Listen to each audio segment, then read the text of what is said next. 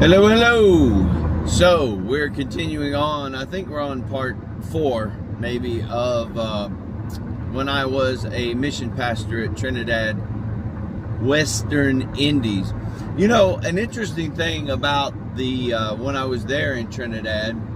So the ambassador. Now this is the mid '90s. The ambassador.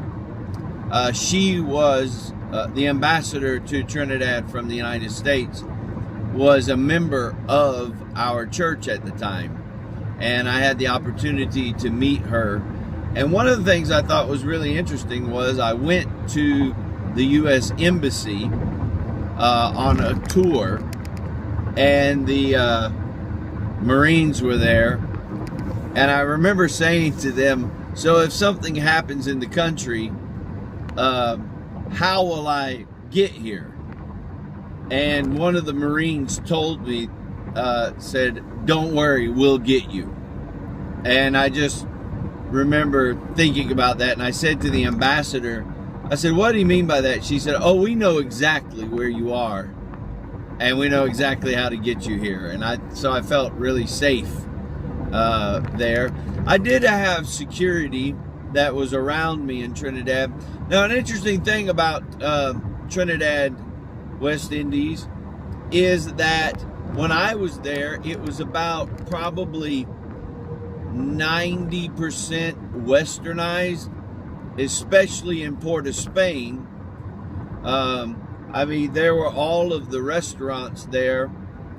You know, after service, one of the big restaurants that everybody loved was Pizza Hut. So Pizza Hut was there, and of course McDonald's.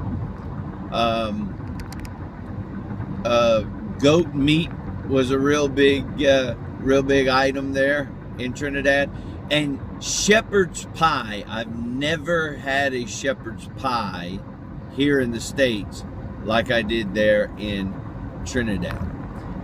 So, and then as I said about the church, there was a lot of things that we did there in the church. Of course, it was a large scale because it was a mega church, but some of the things that we did and saw, I really am looking forward to sharing with you as we continue on,